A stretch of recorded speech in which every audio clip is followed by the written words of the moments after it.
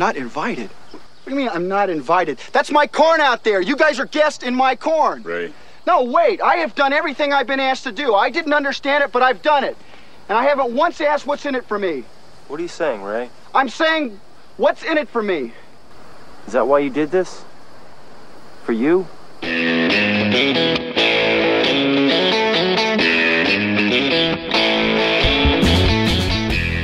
Hello and welcome once again to the Cine-Files, where this week we continue our exploration of Field of Dreams. My name is Steve Morris. I am a filmmaker and directing instructor in Los Angeles, California. Hello everyone, my name is John Roca. I'm a voiceover artist, writer, producer, and host on The Outlaw Nation, and co-host of numerous podcasts as well around this lovely city. Excited to be back for the after the seventh inning stretch for the rest of Field of Dreams here on part two. We've sung Take Me Out to the Ball Game. We've gotten our Cracker Jacks. We've gotten our Cracker Jacks. And now Ray Kinsella has just kidnapped Terrence Mann, and then he agreed to go with him on a journey to Chisholm, Minnesota to find out who is Archie Moonlight Graham. And of course, if we're going to go driving, we need some Doobie Brothers.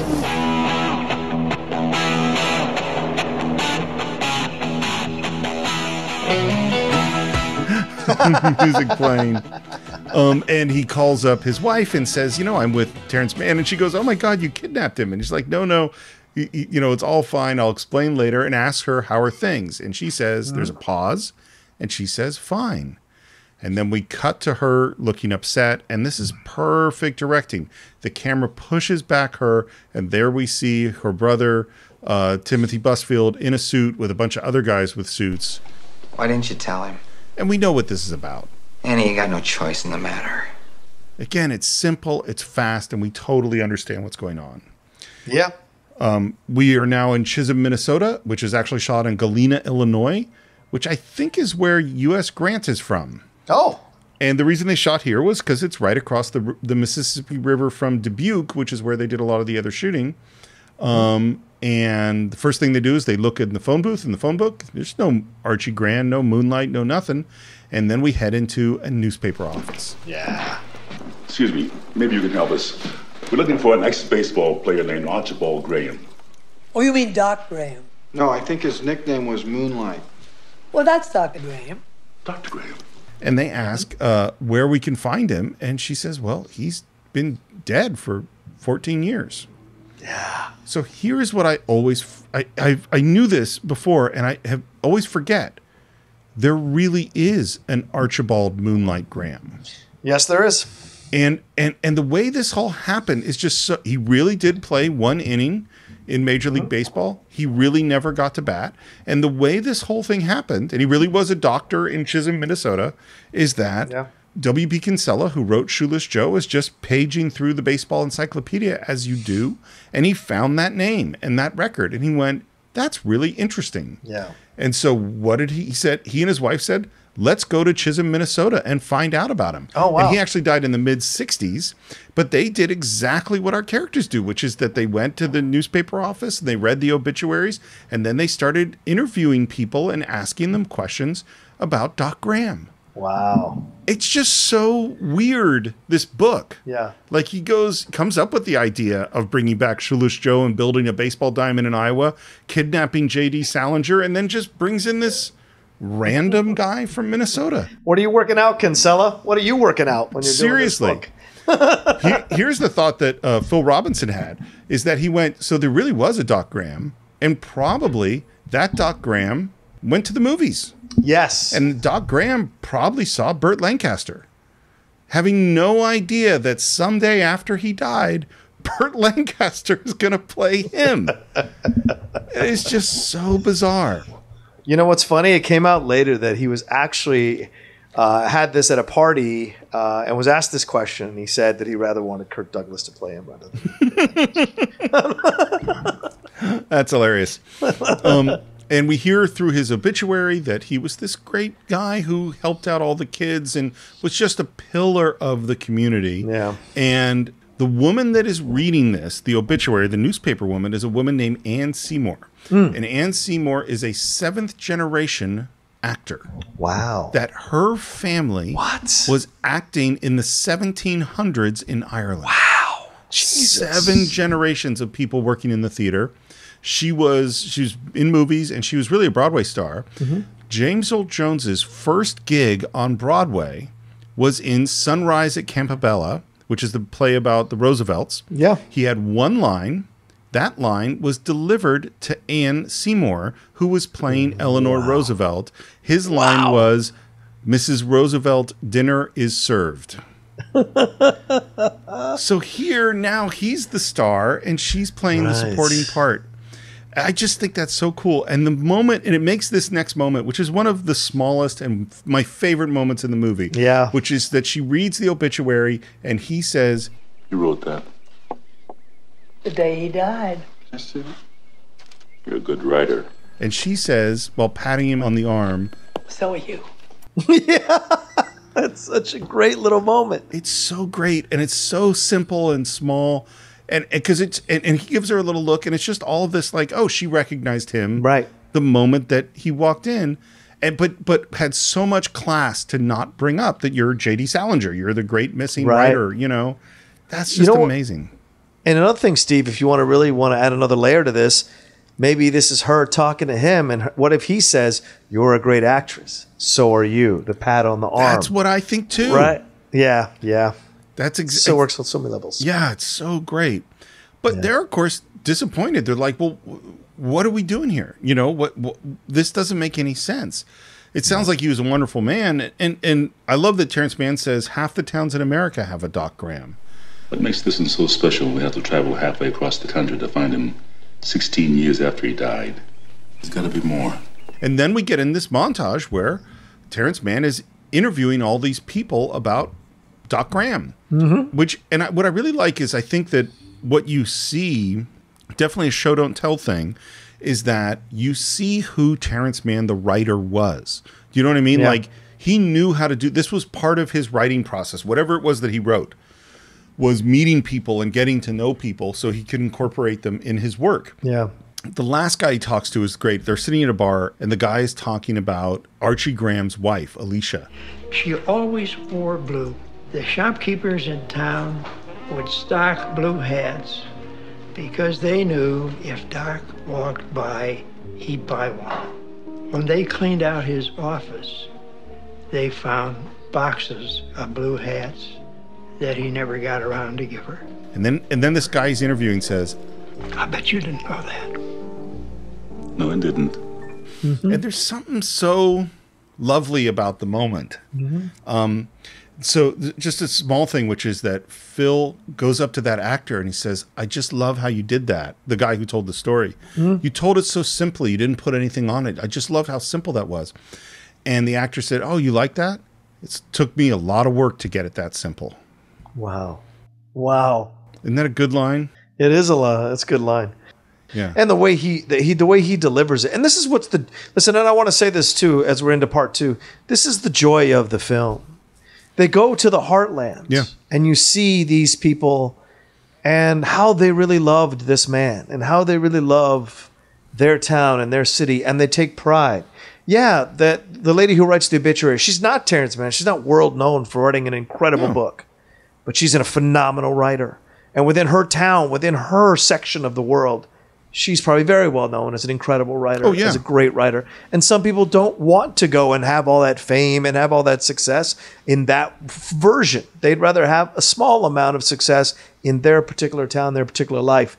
And all these people, the way they speak about it is just brilliant. And Phil does such a great job of capturing that section of our country and the people that live there and really giving them a lot of love and attention, and I think that's important, in a film that is, at times can have some liberal points of views, still showing that we're all just kind of in this world living and existing. And in these interviews, in these montages, it's fantastic how that comes across, for me at least. There's something, I think at some point I brought this up on the show before, but there's something that really inspired me years and years ago. I was such a huge Frank Miller fan who wrote Dark Knight Returns and great comic book writer. Less of a fan of him now because kind of gone weird. But There was a time probably in the early 90s when Jack Kirby had passed away, and he gave the eulogy, one of the eulogies for Jack Kirby. Jack Kirby, one of the great comic book artists of all time. And the eulogy was reprinted, and I read it. And what he talks about in the eulogy was that what you could see when you looked at Jack Kirby's art was the love he gave the page. And that phrase he repeats in this eulogy over and over again, the love you give the page. And he says in the eulogy, and really in the end, as artists or as anyone, that's all we have to give is our love. And that if we give our love to our art, then it comes through somehow. It's more than lines. It's more than color. It's more than pictures. You can actually feel the love. I think that in that phrase, the love you give the page, I think about it all the time. And I think you can feel the love throughout this whole film.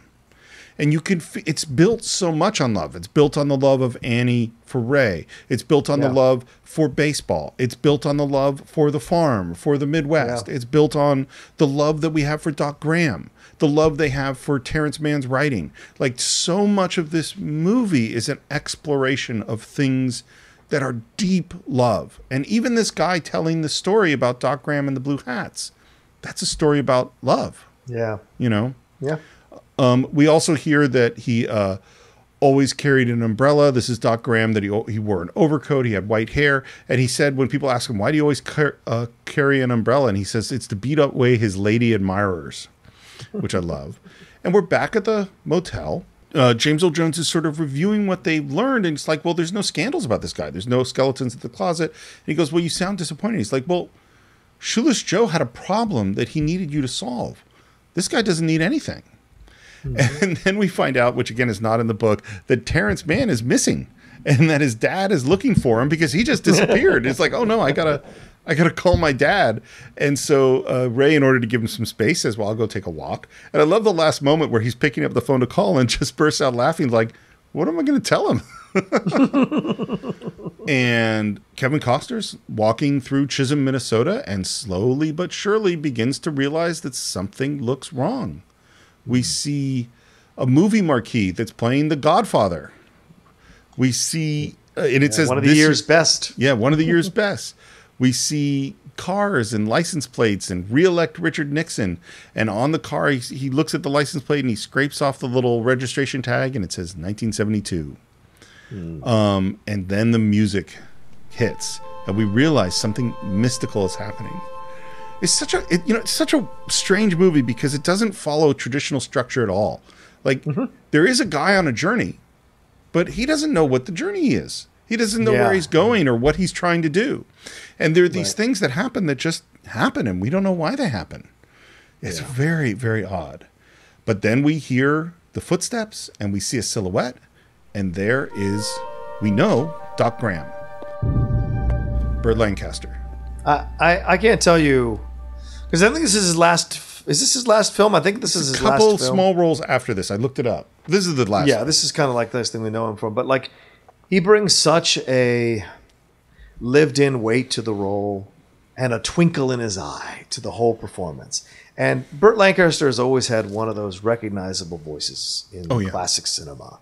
And the way he uses it to bring to life Moonlight Graham is so exquisite and perfect, and gets inside your heart, that when he has that moment near the end of the movie, it's even more poignant for you to experience it because of how much you instantly fall in love with this guy. You know, we've all met someone like this who's an older person, and there's just something about the way they handle themselves that has a little bit of a twinkle, and you just wish you could view the world they do or experience the world they do.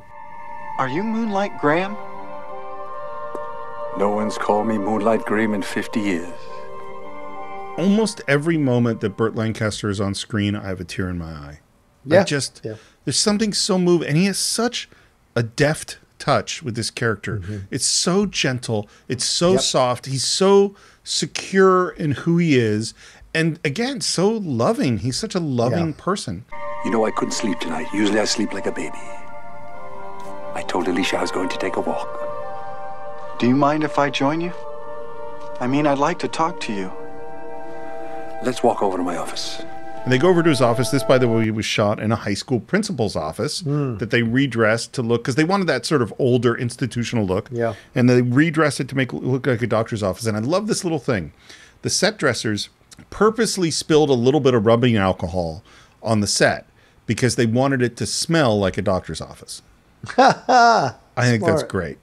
He asked them about what happened. Why'd you only play one inning in one game? And he tells the story.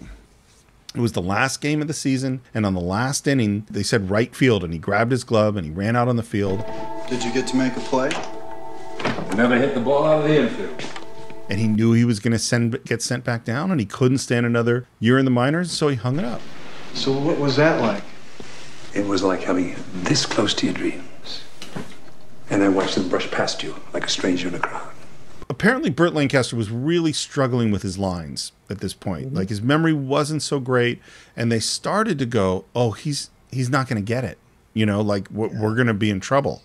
And then all of a sudden, the last take, he brings it together, and pitch perfect, line perfect.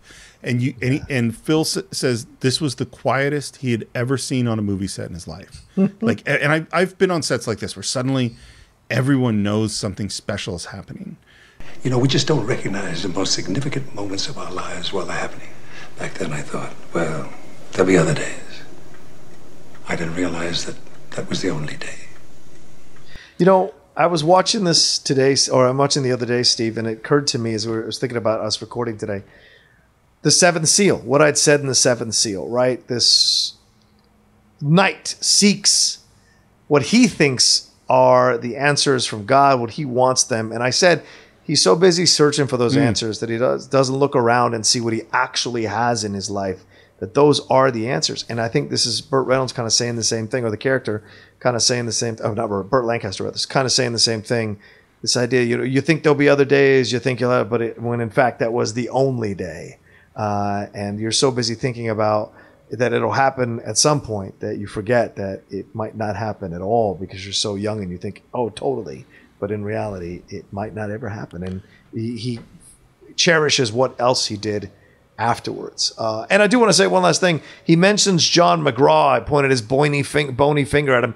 John McGraw, very well known as a cantankerous manager of the New York Giants, elected to the Baseball Hall of Fame in 1937, but very well known amongst those who know the history of baseball, and very well known for being like the little, I think he was dubbed the little Napoleon because he was such a hard ass. So when he says, he pointed a bony finger at me and just said, right field, you could just see the vision of that, an old man just telling the young kid and the kid jumping up to go play. So. That's so great. And it's not one I would never have known that. I think the point you make is so great. And I think if you think about this movie is all about missed moments. Yes. Is like, yes. Ray is a person who didn't get the last moments with his father that he wanted. Right. Right. And that Shoeless Joe is a person who didn't get to keep playing in the game.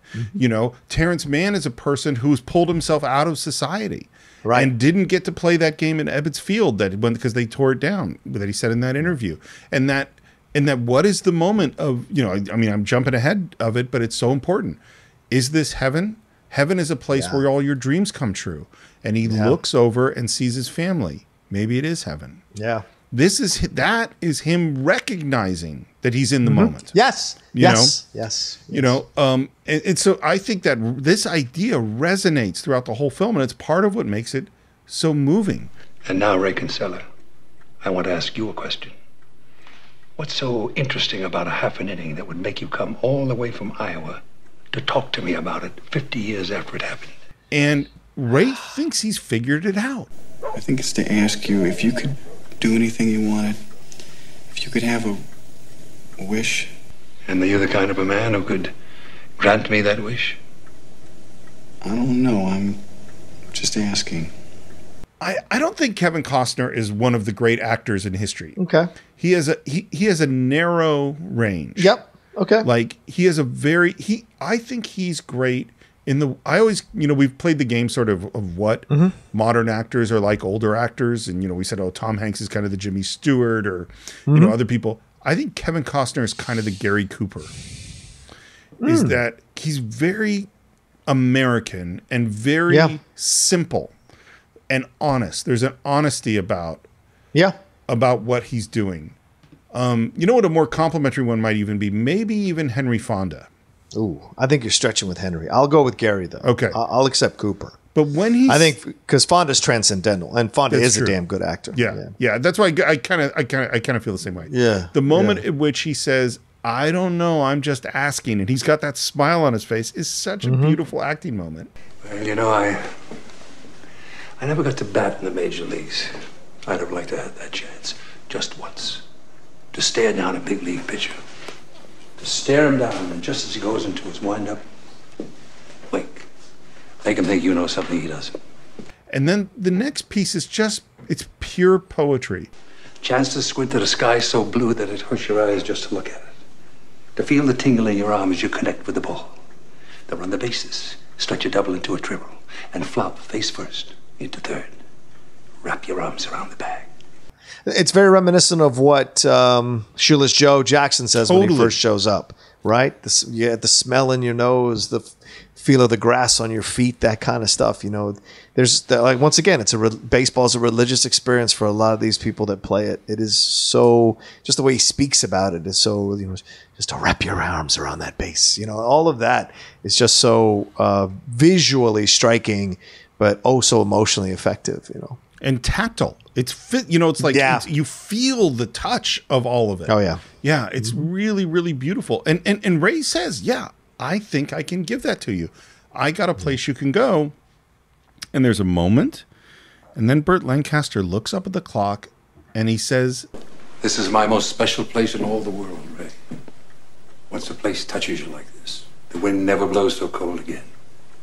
You feel for it. Like it was your child. And he says, no, I can't leave Chisholm. And Ray's like, no, but I think you're supposed to come with me. 50 years ago, for 5 minutes, you came this close. I mean, it would kill some men to get that close to their dream and not touch it. God, they'd consider it a tragedy. His next line is amazing. Son, if I'd only gotten to be a doctor for 5 minutes, now that would have been a tragedy. Yeah. And here's the thing. Doc Graham is not Shoeless Joe. Shoeless Joe is a very sad figure who spent his life trying to get back to the thing that made him who he was. Yeah. Being a doctor is what makes Doc Graham who he is. You know? He is content. Yes, he has a wish. It's more, you know what it is? Here's the difference. Shoeless Joe is a tragic figure who you want to give a wish to solve his tragedy. Doc Graham is a heroic figure who you want to give a gift to because he's been such a good man. Yeah. You know what I mean? Yep, absolutely. Absolutely. But he does want to play. He does want that, that moment. Yeah. But not because he's sad. No, not at all. Not at all. Yeah. And then he says, with that twinkle that you mentioned, that perfect twinkle in his eye, I better be getting home. At least she'll think I got a girlfriend. So brilliant. So brilliant. And then we're back. We're back with James Earl Jones and kind of going like, well, what did we come here for? And his response is maybe it was to find out if one inning could change the world. Think it did? Did for these people. If he'd gotten a hit, he might have stayed in baseball. And then he says, oh, by the way, your wife called. You got to call her. He calls her. And now we reveal the loan is coming due. They're going to foreclose. Yeah. And he goes, okay, I got to take Terrence Mann back to Boston. And he's like, no, I'm going to see the baseball diamond. And I love that he says, okay, we're coming home. The we're coming home is great. We're out driving, and there's a hitchhiker. And he goes, well, I need all the karma I can get. And we pull over, and there is Frank Whaley. Yeah. Very young. How far are you going? Iowa. Well, if it's okay with you, I think I'll just ride along a while. I play baseball. And there's a look, and we hear the theme music. And a little later, he says that he's looking for a place to play, and there's places he's heard where towns will get you a job so you can play baseball there. And then he introduces himself. I'm Archie Graham. There is such a perfect synchronicity. You know what I mean? A perfect, what's the word for coincidence? I forget the word I'm thinking of. There's just this perfect, the universe is all coming together in a perfect order in this film. Like a serendipity, is that right? Serendipity, that is the word I couldn't find. There you go. what's interesting to me, they made no attempt to cast a guy that looked anything like Burt Lancaster. How can you find that guy? Are you kidding? Well, I mean, Frank Whaley's like half his size. Yeah, Burt's true. a big, Very true. You could have cast it, but they didn't. I like Frank Whaley a lot. I think he's really good in the movie, but he just looks nothing like him. He doesn't, but you want to feel immediately like this kid's an underdog, so that when he gets out there amongst all those big brutes, so it's a good casting decision for Frank Whaley for that reason. Yeah, totally, absolutely. That's actually a really, really good point. It's later. He's asleep in the back. This is a process shot. It's that poor man's process where they're just in a stage and they're flashing lights in their face to make like they're moving. But it makes it very intimate. It's funny the way you describe towns, finding you a job so that you could play on their team. They haven't done that for years. My dad did that for a while, but that was in the 20s. What happened to your father? He never made it as a ball player, so he tried to get his son to make it for him. By the time I was 10, playing baseball got to be like eating vegetables or taking out the garbage. So here's an interesting thing that's in the book. In the book, there are twin sons. There's Ray Kinsella and his twin brother. I don't remember his name. And it's the twin brother that has the falling out with dad, not Ray. Oh, wow. Yeah. Okay. And this idea of pushing him to play baseball, that didn't really happen. Ray Kinsella is not much of a baseball player. Doesn't care that much about baseball in the book. It's very different. So when I was 14, I started to refuse. You believe that? American boy refusing to have a catch with his father? I love have a catch. Yeah. Not play catch, have a catch. Right. Did you play catch with your dad? No, we weren't into baseball. Right. My dad and I we were Latinos, so for us it was soccer. So my dad and I would sit in the backyard and kick the ball to each other like people play catch, or American kids play catch with baseballs. My dad and I with a soccer ball. He would be at one end of our backyard, I'd be at the other of our backyard, and we'd have conversations as we kick the ball back and forth to each other across the yard. So that's essentially having a catch, the Latino version. So, and what was your relationship? Was it something you looked forward to? Was it something you didn't? Did you grow out of it? I think when I was in my younger years, yes, I looked forward to it. When I was in my 9, 10, 11, 12, 13 years, it's when I turned that corner into 14 and 15 and started to rebel and wanted to go out and stretch the limits and stayed out till 2 a.m. without his permission. Those are those things that where kicking the ball in the backyard happened less and less frequently. And as I was going out to, find new friends and spend less time with my supposedly uncool dad, we rarely kicked the ball around. But soccer, when we repaired our relationship, soccer has always been the thing that united us and brought us back together in conversation. So much so that the moment that I finally broke before my father passed with like just an overwhelming wave of tears was when we were talking about soccer, having some takeout Chinese with my mom the last 2 weeks before he died. We're just having a conversation and we start talking about soccer, and all of a sudden it dawns on me while we're having the conversation that I won't get to talk soccer with my father for much longer. And that just, in that moment, decimated me. And then the tears that I've been holding on, because you want to be strong and not show weakness when he's dealing with, just came pouring out of me, man. And my dad did one of the things he rarely ever did with me is he reached over and grabbed my hand and he said, let it out. He let me cry. One of the rarest times in our relationship that he ever let me cry. So for me, sports is still the connection with my dad, but it was soccer instead of baseball. So the film works for me still because it's a universal situation. Man, you're going to make me cry with that story. It's so interesting that you, not to talk about your life like it's a scene in a movie, but that the person going through the actual facing his death comforted the other person. And I think that's so right. You know what I mean? Like, I think that's so what happens. It's funny.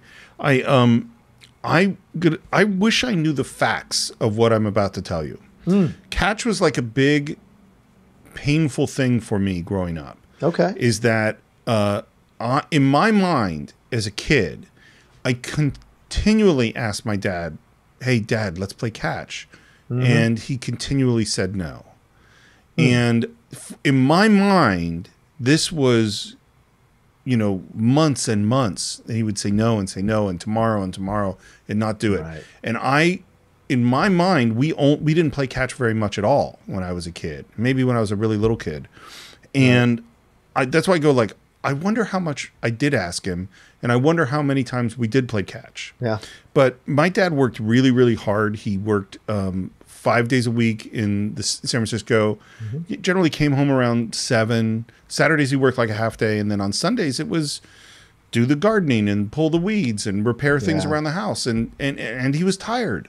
And so the feeling of absence and the feeling of wanting to connect with my dad was really strong. And I just remember feeling so not connected to him and wanting that catch.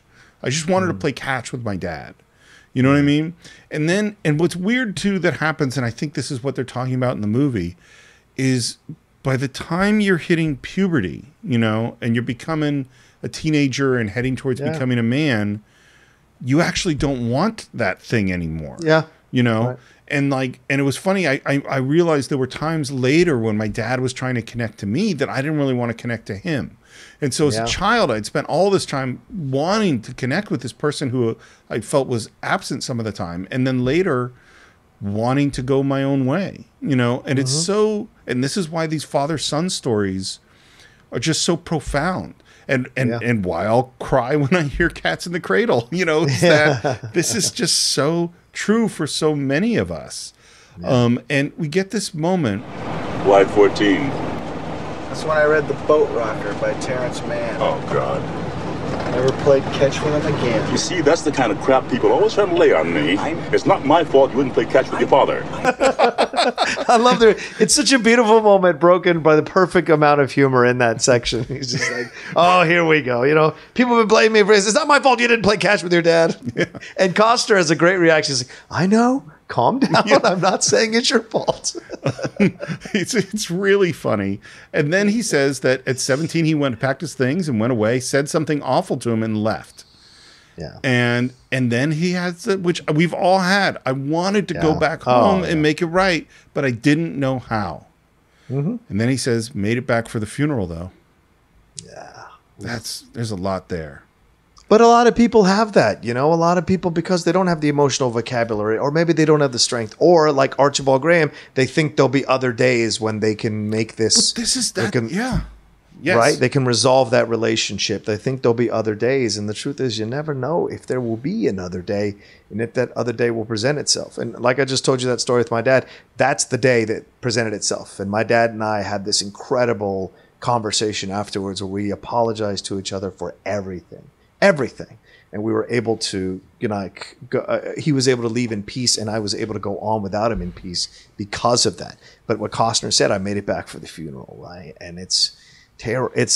And a lot of people experience this. A lot of people don't get a chance to get that resolution or close the circle with their parents before they pass or heal the old wounds. And that's why the movie works, I think, as well. It's so fundamental to the theme of the film.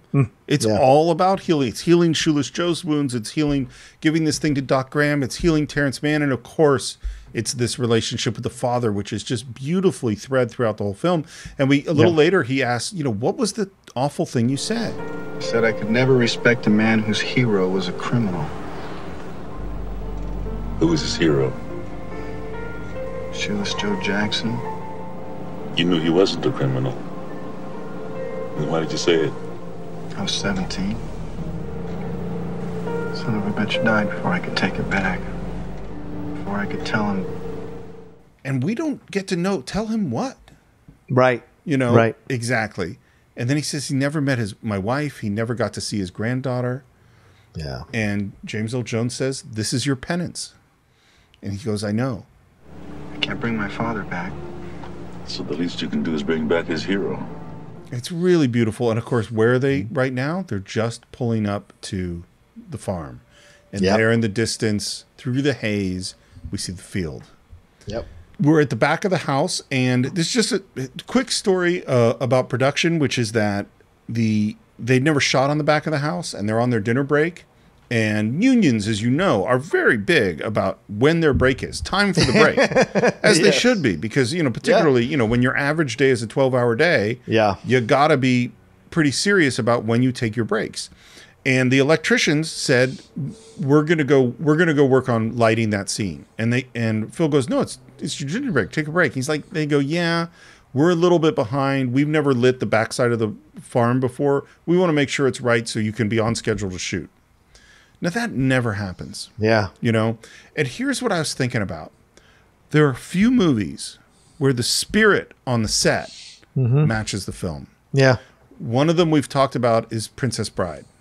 You know, where the love that everybody feels towards that film and the emotion, that's how they felt on the set. Yeah. Another one that we've talked about is Apollo 13, where the drive to get it right, to everybody working hard, the teamwork, the craftsmanship, it reflects what was happening in the film.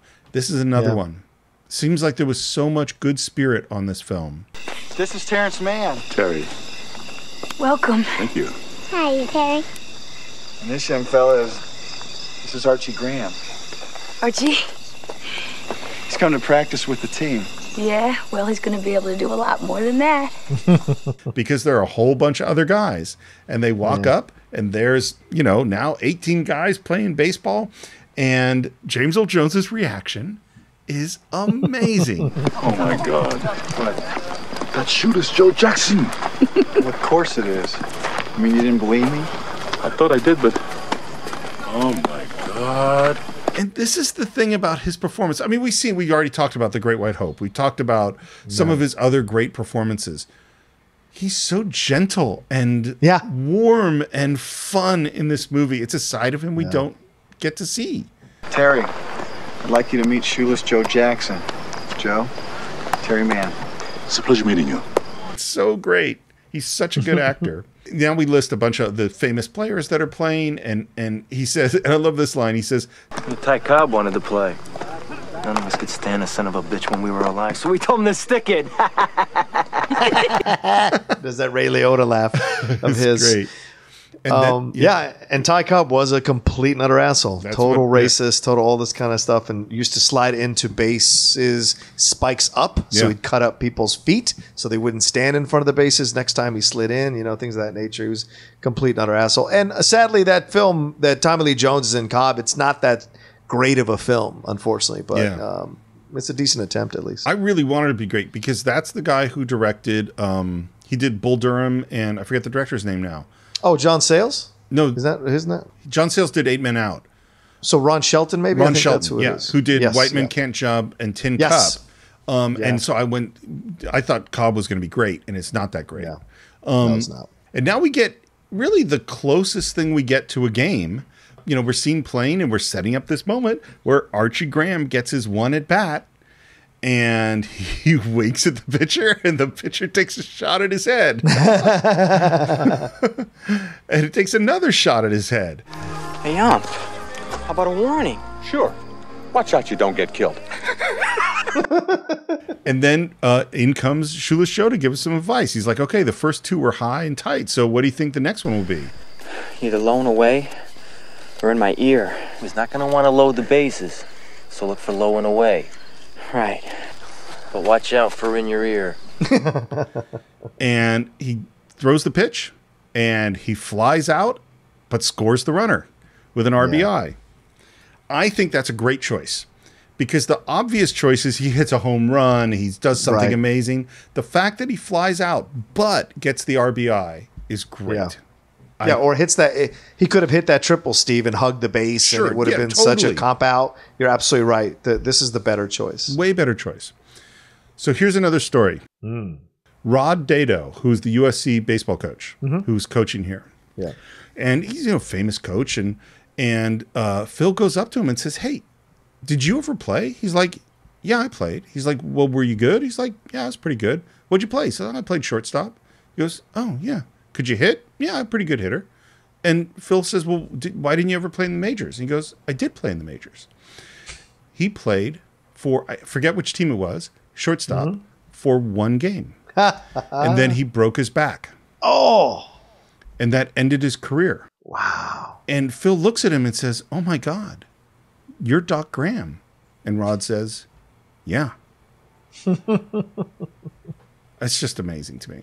And then they shot the whole movie and didn't know this. Yeah. And if he hadn't asked, he would have never known. And how many kids did he train to become ball players who Yep. became great professional ball players?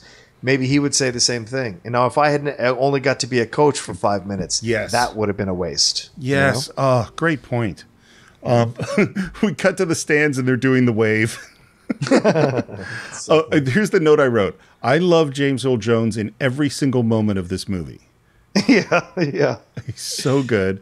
And they kind of congratulate Archie. And there's this moment where Frank Whaley makes eye contact with Kevin Costner. Yeah. I'll tell you what I think this moment means. Okay. I think inside Archie Graham at this moment is Doc Graham. Yep. That's Doc Graham recognizing the guy that he met who has now fulfilled the wish that he told him. Yep. That's what I see. And I also think that works because when he walks off the baseball field and becomes Doc Graham, we knew that Doc Graham was in there already. Yeah. Waiting to come out, right? Just from that just from that look to Costner, which is brilliant. It's an older look. We'd see Whaley, the white-eyed kid, right? But in that moment, he's got more years to him in that look to Costner's character. A Jeep pulls up, and there we have Timothy Busfield.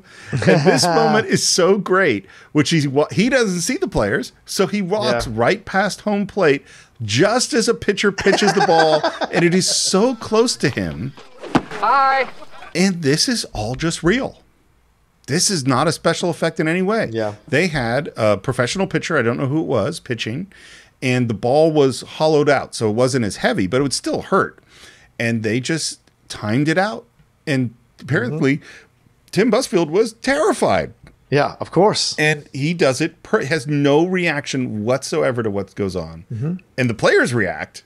It's a great, great moment. Yeah. Ray, it's time to put away your little fantasies and come down to earth. It's not a fantasy, Mark. They're real. Who is real? By the way, this is an extremely complicated scene to shoot. There was a ton of coverage. Coverage means all the different angles you got to shoot. Yeah. I think they shot this scene for 4 days. Wow. Here's the thing about directing. It's an exhausting job. And you're working 7 days a week, 12, 15, 18-hour days. Yeah. And what Phil Robinson said is at the beginning, you're really sharp. You have everything planned out. You have everything worked out. By the time you get to the end, your brain is not functioning. So while they're shooting this scene, it's like on the second or third day, they come around to do Amy Madigan's close-up. And he's filming her, and she's acting kind of weird. He's like, what's happening? What's wrong? And then he looks at her and he says, wait, did we already shoot this shot? And she says, yeah, you shot my close-up 2 days ago. Because I didn't remember. Brilliant. So as Tim Busfield's getting all angry, he looks over and there's James Earl Jones sitting with a baseball encyclopedia, which that was his idea, by the way, watching this. And Tim goes, who is this, Elvis? As a matter of fact, it's Terrence Mann. Right. How do you do? I'm the Easter Bunny. And James Earl Jones is loving it, just laughing. Loving every minute of it. Yeah. Look, I'm not selling you my Ray, home. you have no money. You have a stack of bills to choke a pig, and come fall, you got no crop to sell. But I do have a deal to offer you that's going to allow you to stay on the land. This is where I go, he really is trying to be a good guy. Ray, you're bankrupt. I'm offering you a way to keep your home because I love my sister. Now, my partners, Ray, they don't give a damn about you, and they're ready to foreclose right now. I look at this from Mark, that's Tim Busfield's character's perspective. He's doing everything he can to help this guy. Yeah. And they're sitting here looking at nothing, pretending that this is J.D. Salinger that they're with, and he won't sell the thing. And it's like, Ray, you're bankrupt. Daddy, we don't have to sell the farm. Karen, please. Just wait. People will come What people, sweetheart? from all over. They'll just decide to take a vacation, see? And they'll come to Iowa City. They'll think it's really boring, so they'll drive up and want to pay us, like buying a ticket. And Mark's going, like, you listening to this? And Annie says, yes. Why would anybody pay money to come here? To watch the game. And this is the thing we were talking about before. It will be just like when they were little kids. And then it's time for James Earl Jones. And this is the speech that he took the part for. Yeah. The speech that he thought would be cut out of the movie. Here's what he said to Phil, the director. He said, I don't want to preach. And Phil Robinson was so upset because he pictured James Earl Jones speechifying, like really going at it. Yeah. And he says, I don't want to do it. I want to play it simple. And that's what he does. Yeah. And I think this speech is so great. It carries more weight being simple. People will come, Ray. They'll come to Iowa for reasons they can't even fathom. They'll turn up your driveway, not knowing for sure why they're doing it. They'll arrive at your door as innocent as children, longing for the past. This is this thing we're talking about, longing for the past and being a child. Yep. Well, and since this is a movie about healing things from your childhood, that makes sense too. Of course, we won't mind if you look around, you'll say. It's only $20 per person. They'll pass over the money without even thinking about it. For it is money they have and peace they lack. That's the line for me. For it's money they have, but peace they lack. That is it. Why? Because money can't buy you. It's true. You could have all the money in the world, but if you haven't resolved this thing inside you, it doesn't matter. Yes, you can pay your bills. Yes, you can buy whatever car you want or whatever boat you want. But if all you're doing is shoving that into the hole that doesn't seem to be get filled, what's the point? And that's what it is. It is peace that you're looking for. It is closure that we look for in life because we're human beings and we make mistakes. We're not emotionally ready for certain situations we confront in life. Or as we're growing up, we say that terrible thing like, I could never respect a man whose father was a criminal. You know, things of that nature. Lord knows I said terrible shit to my dad. Like, oh, I couldn't respect a man who never graduated college without knowing how my stepfather stopped him from going to college before I knew that story, you know, and things of that nature. And so we all say the terrible things in relationships, in relation with our children. You know, you can say that offhand comment that you wish you could take back. Happens all the time. But how many of us would pay to have peace with that one person we hurt or get closure with that one person we hurt, and we'll never be able to get that? And it's just, I love that. Or within our own lives, how many of us search for peace? What do you think the self-help industry is booming generation to generation? They're not telling you anything new that hasn't been said for 3 decades. It's just the way it's being delivered is different. And so, people seek peace all the time. And money is no object to peace. And people are willing to pay for it, which is why, like I said, the self-help industry is still so rich and powerful nowadays. Well, and what is this movie about? This movie is about a guy. And religion too. Sorry. And Sure. religion too. Sorry. Yes. And what is this movie about? This movie is about a guy who does something financially really stupid, basically puts himself in such financial distress that he's going to lose his farm. Right. But he's going to gain peace. It's his way of resolving these things and resolving these things for all these other people. And they'll walk out to the bleachers. Sit in shirt sleeves on a perfect afternoon. They'll find they have reserved seats somewhere along one of the baselines. Where they sat when they were children and cheered their heroes. Again, there's that thing about children. Yeah. And cheered their heroes. Those I think are really related. The child, the hero. And that is Shoeless Joe. And that is Archie looking up. These were all his heroes. But then Doc Graham is people's heroes too. And Terrence Mann is people's hero. Right. He's a hero too. And they'll watch the game. And it'll be as if they'd dipped themselves in magic waters. The memories will be so thick they'll have to brush them away from their faces. Again, super tactile. Yeah, and again, the religious overtones. Dipped in magical waters, baptism, you know, the rebaptized, that kind of thing into the game. And while all this is happening, Mark is pushing his agenda. Ray, when the bank opens in the morning, they'll foreclose. People will come, Ray. There's a few things that happen. Like one is that the music starts to play. One is that the players who are all out in the field slowly turn and walk up behind him as if they're sort of the chorus. The one constant through all the years, Ray, has been baseball. America has rolled by like an army of steamrollers. It's been erased like a blackboard, rebuilt and erased again. But baseball has marked the time. This field, this game, is a part of our past, Ray. It reminds us of all that once was good, and it could be again. Oh, people will come, Ray. People will most definitely come. Yeah. This is all the stuff we've been talking about. This idea of an idealized America. Yeah. And it's idealized through the spirit of baseball. Yeah. And it's history. I really wonder, because I grew up with baseball always being on the radio. My dad always played it. And his reverence for baseball brought it to me. And I wonder if younger generations are going to, I mean, they might be baseball fans, but I wonder if they're going to have that sense of history. You know what I mean? The way that we did. I wonder if that'll exist. A lot of people question that nowadays, because I still feel like the more years we live, Steve, the less I feel connected to the past, you know, and revisiting the past. And as much as I used to enjoy it, now it's like, how many people are actually revisiting the past who are way younger than I am? How many of them care about the past? Things of that nature, you know. So you wonder how much of these stories will remain and stand the test of time. We shall see. Ray, you will lose everything. You will be evicted. And all the pressure is on him to make this decision. I don't know why we can't talk about it with Annie. Seems to me she's part owner of this thing too. But it's all on Ray, and he looks, and the camera pans along the players. Yeah. One thing I meant to mention before. Want to know what the director's one regret is about this film? What's that? It never occurred to him to have African-American players on the field. Oh, damn. Yeah. That makes sense. That makes much sense. Think of all the guys in the Negro Leagues.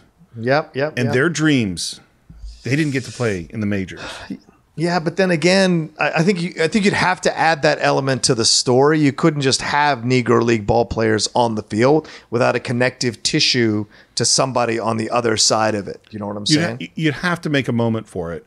You remember we talked about it in League of Their Own, and there were the couple of there's the African-American woman who throws the ball. And it's just the smallest of moments, but it hints at this thing. Yep. Anyway, the camera is panning along the players, and Ray is looking at them, and then he looks out, and out in the outfield is Shoeless Joe Jackson. And he takes a step, and he drops down into a stance. Yep. That moment was not shot for this scene. They didn't have a shot of Shoeless Joe. In all the 4 days of shooting coverage, that's a shot they never got. And they realized that they were missing something, and that shot was from a completely different scene, and it was before he even said action. They were just rolling the camera, and Ray Liotta was getting ready to do whatever the scene was supposed to be, and that became the moment. And the music builds, and he says, "Not signing." Oh, you're crazy. Absolutely nuts! And Annie smiles, and Karen takes a bite of her hot dog, and Mark is going off on him, saying this is crazy. You build a baseball field in the middle of nowhere, and you sit here and you stare at nothing. Not nothing. And you turn your daughter into a damn space Get your hands off her. I'm trying to help you, damn it! And he reaches to grab her in this aggressive way. He grabs her by both her shoulders. Yeah. And Kevin reaches to protect his daughter. Right. And she falls down off the bleachers. Karen?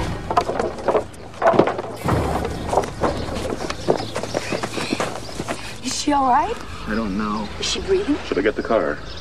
And then Kevin Costner looks up and sees Archie Graham in the crowd of baseball players. And he says, Annie, wait.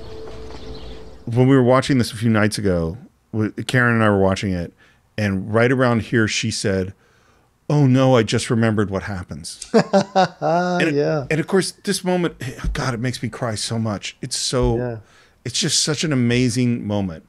It's touching and tragic at the same time. Well, and it has this inevitability. Again, it's the word I couldn't remember before. It's the serendipity. Is that you know what's about to happen too. You know, and he walks up and he gets to the border. And he stands there for a moment, and we go, "Oh, no," because it was so well established that they can't cross this border. Right. And he drops his glove, and he steps across. And again, it's ILM, but it's super simple. The baseball player legs become the adult legs in the suit of Burt Lancaster. What do we got here? She fell. And he walks forward, and he goes, "Now, what do we got here?" in his great country doctorness. This child's choking to death. Get her up. Hold it steady now. By the way, he slapped this girl so hard they had to pat her up. Oh no! Apparently, Bert was not that gentle. Bert's a strong dude. Yeah. Bert's a strong dude. Thank you, Doc. No, son. Thank you.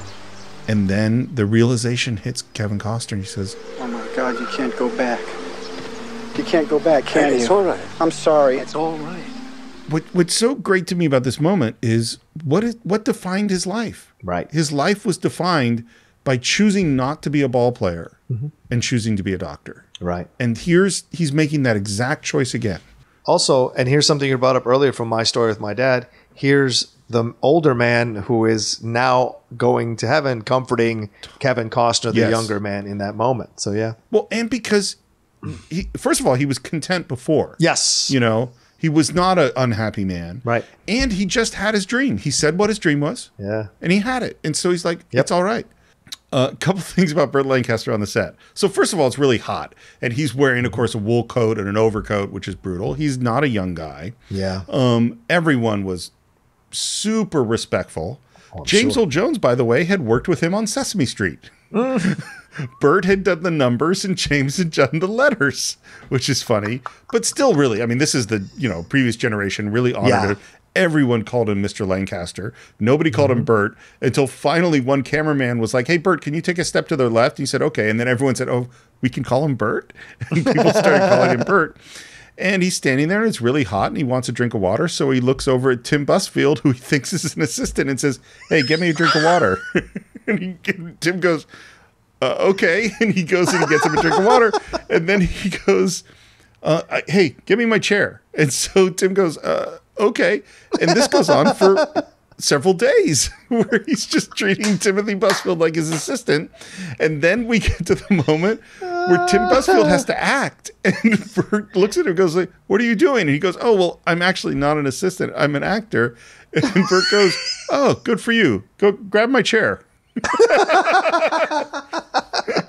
Which I wouldn't put it past that older generation to know Timothy was an actor and just seeing how far he could go with it. How many days he could keep it going. Totally. I think it's hilarious. And then with that same twinkle in his eye, he says, I best be getting on home before Alicia begins to think I got a girlfriend. And he walks through the ball players. Yeah, this moment, Steve, when he walks through the ball players is such a heartbreaking but also like sweet moment, and turning to say to them, win one for me, will you, boys? And you see the actors, and I bet the actors just kind of leave the set mentally and they're like saying goodbye to Burt Lancaster, or maybe his final day on the set, I don't know, but they're like out of respect. You can see all of these actors who probably watched Burt Lancaster films growing up to become actors are like totally like doffing their caps and putting their hands out and out of respect. And it's just a great moment that works in a meta way as well. I feel exactly the same way. And in particular, when Ray Liotta as Shoeless Joe says, Hey, rookie! You were good. the you were good to me, it almost feels like just the capper on this life career of Burt Lancaster. You were good. Thank you. You could even be faulted for thinking that it's actually Burt Lancaster who turns around and not Moonlight Graham. Yeah. That it's not the character of Moonlight Graham, that it's Burt Lancaster's face. It just so gets me. It really, really gets me. And then he turns and he walks away into the cornfield and disappears. Yeah. And at this moment, Tim Busfield goes, when did these ball players get here? oh, it's so good. And he's just kind of total shock. He's like, do not sell this farm, Ray. You got to keep this farm. And they go, you've had a rough day. Why don't you go get something to drink? He goes, yeah, don't sell the farm. Ray, we're going to call it a day. See you tomorrow. Okay. All right. Hey, do you want to come with us? You mean it? No, not you. Him. Pointing to Terrence Mann. Ray is not pleased in this moment. Nope. and let me tell you a little bit about this scene. So again, we're near the end of the shoot. It is super hot. Right. By the way, all that corn is dead. The corn has died because of the heat. And so they would every night would paint the corn and use like wooden poles to, sticks to keep it upright. Because this is all dead corn. So it's just spray painted green. The grass for the field, it's all dead too. They spray painted all that green. And of course, when the players run around, they would knock off the green paint and you'd see the brown dead grass underneath. So they're just bare. And really, I think that's a good metaphor for how the director feels at this point. It's 105 degrees out. He's totally exhausted. He can't remember what he shot. And they go to shoot this scene and the scene does not work. Yeah. And they try different stuff and the scene doesn't work and the scene doesn't work. And Phil Robinson finally goes, okay, that's it. Shut it down. And he shuts down the set in the middle of the day. Yeah. And the studio hears that this is happening, and they're calling the set, going, "What's happening? You're wasting money. You got to finish the movie. You got to finish the movie." And he goes into his trailer, which is air conditioning. He's going, what's wrong? What's wrong? How do I fix the scene? And Kevin Costner comes in and starts talking to him about the scene. And they start to get somewhere. He goes, "Wait a minute. Let's call James." So they call James Earl Jones. So the three of them, for a couple hours in the air conditioned trailer, work out the scene. And the thing that they didn't have right was they didn't have Ray's frustration. Wait a second, why him? I built this field. You wouldn't be here if it weren't for me. Well, you wouldn't be here if it weren't. Attached. You have a family. I know, but I want to know what's out there. I want to see it. But you're not invited. And this is like such a key writing rule, is when things aren't working when you're writing, check in with your characters. How do they feel right now? Ask them, think about what are they really feeling, and that might be what's missing from your scene. And that's what they do. What do you mean I'm not invited? That's my corn out there. You guys are guests in my corn. Ray. No, wait. I have done everything I've been asked to do. I didn't understand it, but I've done it. And I haven't once asked what's in it for me. What are you saying, Ray? I'm saying, what's in it for me? Is that why you did this? For you? And there's a reaction. And then I love the way Ray Liotta delivers his next line. He says, I think you better stay here, Ray. So it's almost like a dad. I think you better stay here, Ray. That's exactly what I was going to say. It's like it's so parental. It's such a scolding moment. There was a reason they chose me, just as there was a reason they chose you in this field. Why? I gave an interview. What interview? What are you talking about? The one about Ebbets Field, the one that charged you up and sent you all the way to Boston to find me. You lied to me. But you were kidnapping me at the time, you big jerk. Well, you lied to me. You said your finger was a gun. Totally reminds me of Midnight Run. You lied to me before I lied to you. Well, I didn't know you were lying to me when I lied to you. It's great. Listen to me, Ray. Listen to me. There is something out there, Ray. And if I had the courage to go through with this, what a story it'll make. Again, we're healing his issue. He's a writer. He stopped writing because of all the painful things he's been through. Right. But now maybe he could write again. It's a beautiful moment when they shake hands. There's something very solemn and that they've shared something really special. Yeah. And there's that kind of final squeeze. James Earl Jones's performance as he goes out to the corn is so funny. Right. It's so unusual and brilliant because as they gave Liotta the direction to walk into the grass field and the baseball field like a church, he's walking into the cornfield like a child going back into a play, I don't know, something like a playpen or something, or a park. And he's like looking and checking, and the giggle he delivers before he walks into the corn is brilliant. Here's what he went to Phil Robinson and said, "Well, what's out there? What am I going to find when I get there?" And Phil's like, "I don't know." And then he says, "Well, how does it feel to go to this place?" And Phil goes, "I don't know. Maybe it tickles." That's the direction, and that's brilliant. His giggling, it's just so happy and joyful and childlike. Again, we go back to this childlike, this childlike moment. And then we're left with Shoeless Joe and with Ray, and Joe is kind of smiling at him, and he goes, "What?" He goes, "What are you grinning at, you ghost?" If you build it, he will come. And there's a look, and Kevin looks over, and there's a catcher who we've never seen before. He's taking off his gear. And Kevin Costner's reaction is just so amazing. And he says, "Oh my God." What is it? And the camera pushes in on him, and he says, "It's my father." Makes me cry right now. Yeah. Just trying to tell the story. All the dad stuff is handled very differently in the book. In the book, dad shows up. He knows the whole time he's building it for his dad. Oh. He knows his dad's going to show up. It's not a surprise. And there's this whole weird thing with the twin brothers showing up and how are they going to talk to their dad and why did the twin brother leave and that he had joined the circus and he's married to I mean, it's really different. It's all so complicated. And this is so much simpler. Yeah. It's so interesting when you're writing something and you don't understand what you're writing and you get to a certain point and realize what it is. Suddenly, as Phil Robinson is writing this scene, he thinks about the 3 lines that we've had. If you build it, he will come, ease his pain, go the distance. Yeah. And he realizes that all of those could apply to the relationship between the father and the son. I only saw him years later when he was worn down by life. He's got his whole life in front of him, and I'm not even a glint in his eye. What do I say to him? Why don't you introduce him to his granddaughter? I just wanted to thank you folks for putting up this field, letting us play here. I'm John Kinsella. I'm Ray.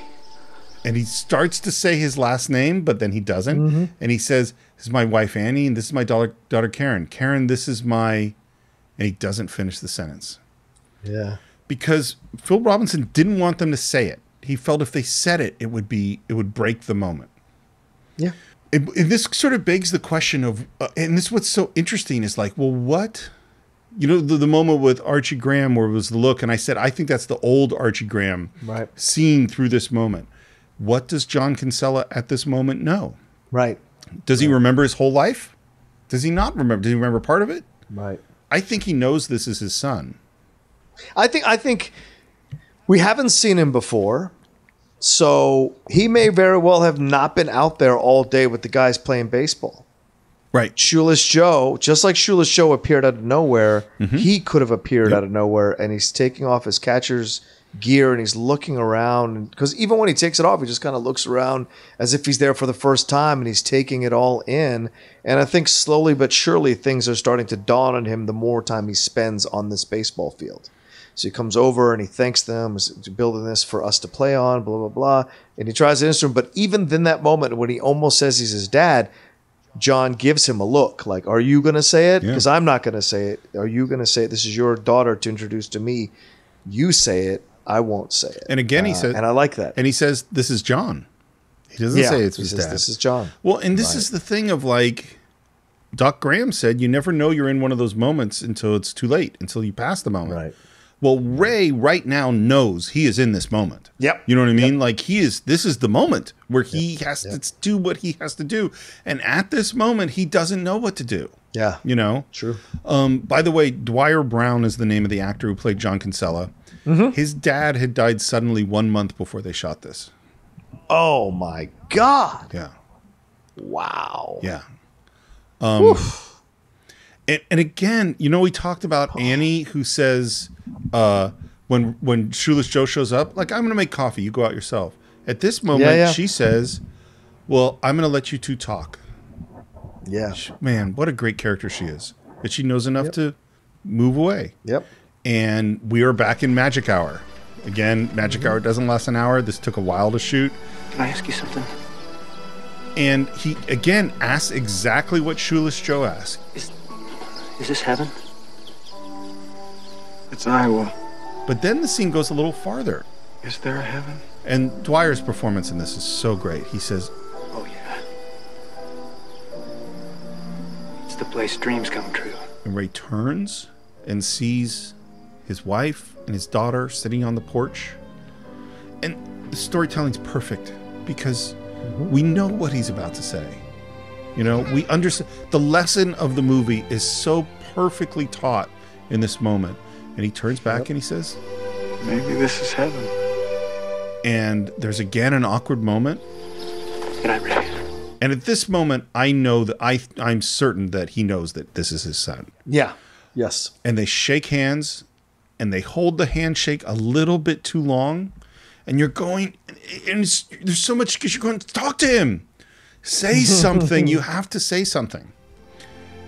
And the moment, now I'm going to start to cry because I have to say the line. He said, as he starts to go, he says, hey, Dad, You want to have a catch. Hey, Dad? You want to have a catch? That line has broken so many people watching it, and certainly it broke me when I watched it again. It just broke me for the show. It just broke you, right? I'm filling in. I'm letting you cry, and I'm filling in while you cry. A much-deserved cry. And I'm sure there are people listening to us right now thinking about the scene as we described it, and they're crying in their cars or wherever they're listening to us do this. Maybe they're at the gym. Maybe they just dropped that weight as they were lifting it because they're starting to cry about it too, because it is such a brilliant moment, because Want to Have a Catch could be taken literally and figuratively. It's basically, I'd like to connect with you again, at its most basic primal level. Dad, can we just hang out again, And if you've ever lost someone you love who's a significant part of your life, that scene will just get you, because that's what I started crying, because I was thinking about, hopefully one day I'll see my dad and what my reaction is going to be in the conversation we're going to have. So, yeah. When I was watching it a couple of nights ago, I literally sputtered. I didn't just cry, but I made a funny noise when this moment happened. What's interesting is that's not in the script. Oh, you bastards. Is in the script, he said, you want to have a catch. He didn't say, hey, right. Dad. And when they had test screenings, people were furious. They felt betrayed. Of course. And so he goes, and it's just one, they just looped in, hey, Dad. And just changing it from want to have a catch to, hey, Dad, want to have a catch made all the difference. And what the director said about the catch, which I like a lot, is there's something, it's I give and you give. Mm-hmm. It's a back and forth. There's something very connective. And I'm sure the same was true when you were kicking the soccer ball around with your dad, is through this ball, you're connected in this way. And they grab their mitts and they throw the ball back and forth. And by the way, every single shot of Kevin Costner is different because each one is telling a different thing. One's on the profile, one's front, one's a little wider. And it looks amazing. Kevin, as you said before, looks absolutely gorgeous in this moment. And as they throw the ball back and forth, Annie turns on the lights, and then we watch them play catch, and the camera moves up and up and up into a helicopter shot. And now we look, and off in the distance are thousands of cars lined up, their headlights to come to Field of Dreams.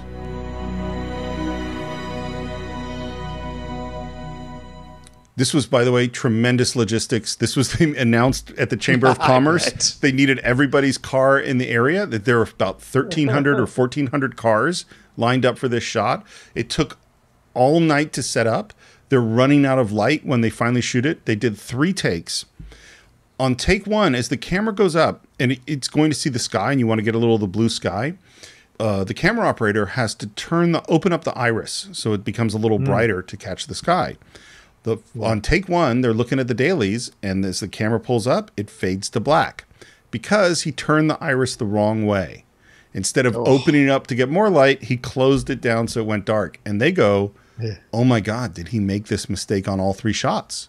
Because he didn't say anything about doing this. Right. And fortunately, take 2 and take 3, he did not make that mistake. And this last shot so makes you go, yes. And I think it solves a problem you hadn't even thought about, which is that you weren't thinking about the people will come. You were thinking about Dad. And now it solves, people will come. Yep. Can I tell you an interesting story? Sure. In 1990, my dad, as I said, was a big baseball fan. They decided to do a road trip. And my mom and my dad drove around the country seeing a game in every single National League baseball park in the country. Which, by the way, is really hard because you have to hit the town at the time that there's a game. So they had to be on the baseball schedule to go like, okay, we're going to be in Houston at this point, and we're going to be in, wherever it is. And so they were like doubling back a couple of times and working out exactly how to see a game in every place. And after seeing a game at Wrigley Field, they are driving towards South Dakota, and they decide to drive through Iowa. And they're on the freeway, and they'd spent a lot of time on freeways, and they kind of went, you know what, I'm tired of the freeway. Let's go see some of the countryside. Let's take a surface road. And so they pull off the freeway, and they're driving on a road, and they see a sign that says Field of Dreams. Oh, wow. And they go, no, come on, that's not what it is. And they see another sign, and they go, let's go see. And they drive up and they found this place exists. It's still the baseball diamond there. The house is still there. And this is 90. So this is just a year after the movie had come out. Maybe it was 91. Yeah.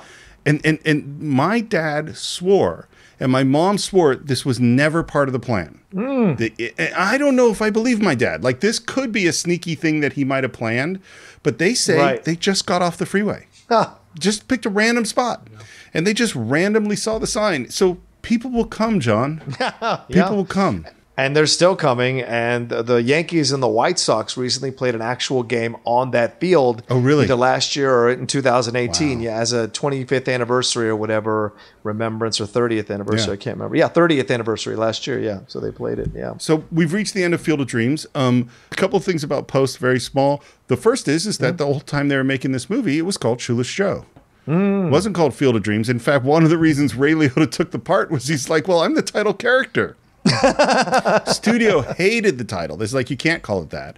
Gave him a big list of titles, and the one the studio really wanted was Field of Dreams. And Phil Alden Robinson said, I hate that title. It sounds like a room deodorant.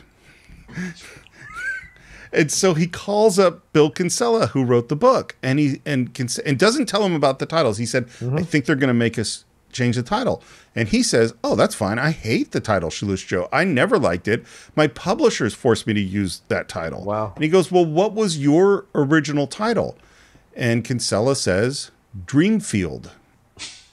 And Robinson goes, I guess we're going to call it Field of Dreams. Again, a little bit of magic. It was a big hit, obviously.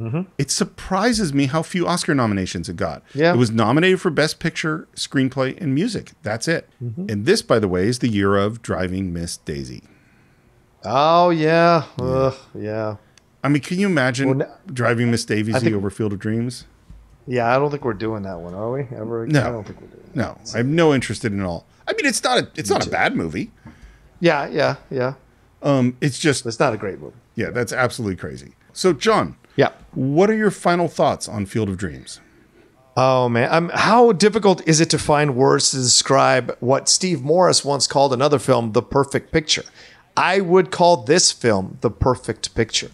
I think the dialogue leads to everything you see. Nothing is wasted. I think the acting is some of the best acting you'll ever see. It's simple. It's down to earth. It's to the point. No one's showing off. No one's trying to win an Oscar. They're actually living and breathing the characters from the bottom of their feet to the top of their heads. And you feel it all the way through. There's so many smiles in here to enjoy. There's a great reverence for the game of baseball throughout the movie. But at the end, it's about this father and son, and it's about coming to terms with that. It's about embracing that inner child of yours one more time, or hopefully for the rest of your life again, but also finding time to forgive yourself and to forgive the other person and to mend that bridge once and for all between you and somebody else who you may be missing in your life or may have always wanted to find some peace and closure with. Oh, and it's incredibly well shot, incredibly well directed, and the pacing of it is perfect. And it's a sports movie that will leave you smiling, crying, and feeling good about the world again. And what more could you ask from a film, honestly? I literally this whole time was going like, what am I going to say? Like, how am I going to put together my thoughts about this movie? I agree with you. I think this might be a perfect film. I think it transcends its genre, you know? Yes. It goes far beyond, you know, a baseball movie or sports movie. And it goes into this something that's deeper. Something about America, about history, about regret, about play, about games, of course, about father and sons. And as I think about this film, and I think so much it was... When I was younger, it was about me and my dad, you know? Yep. And now that I'm a father, I see it more as that I'm in the middle of this tradition. Just as John Kinsella passed on Shoeless Joe Jackson to his son Ray, and Ray passes on the legend of Shoeless Joe Jackson to his daughter Karen. Yeah. Like now I'm between Mickey Morris, my dad, and Jackson Mickey Morris, my son.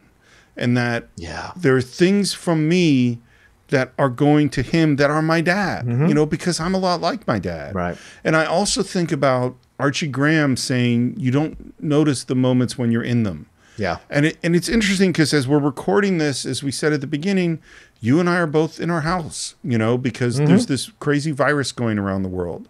Yeah, and I've spent more time with my son in the last few weeks than I normally do. Much more. I mean, I spent much more time with my son than my dad spent with me when I was a kid. But still, like, I'm there with him. And I got to tell you, the first thing I said to you when we got on this call was that homeschooling is really hard. And that when I was this morning, I was researching, I was trying to finish my prep for the podcast, and I had to deal with my son, and I was really frustrated. And I was really, kind of at the end of my patience. And now that we've gotten to the end of this conversation, I suddenly am going, this time with my son is a moment. Yeah. It's a moment that I need to recognize that I'm in the middle of it with him, and that I need to connect with him, and that's in fact what's most important. And maybe I'll, in my way, try to have a catch with him. You know what's funny? Yeah. He doesn't like catch that much.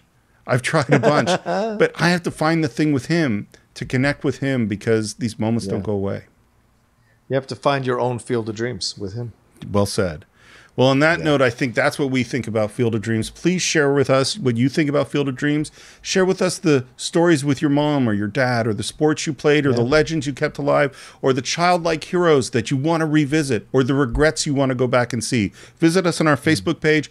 Just do a search for the Cine-Files. You can subscribe to the show at all the usual places: iTunes, YouTube, Stitcher. Leave your reviews on iTunes. You can support the show at patreon.com/thecine-files. Buy or stream Field of Dreams at cinephiles.net. You can always reach me on Twitter at SRMorris, or on Instagram at SRMorris1. John, where can they reach you? You can always reach me at The Rocha Says on Twitter and on Instagram. And of course, please subscribe to my YouTube channel. See all the content I have there for the Outlaw Nation YouTube channel, www.youtube.com/John Rocha Says. And also, please send us pictures of you crying when he says, Dad, you want to have a catch? Send us pictures of you crying. Tweet at us pictures of you crying. Maybe we'll create a montage of them and put them up on the Facebook page, but would be kind of fun. And maybe we'll add our own as well. So it could be a fun little thing to do to commemorate this particular episode of the Cine-Files. And I think that's it for this week. Everyone, please take care of yourself. There's a lot of crazy things going on in the world, and we will see you next time on the Cine-Files with another great film.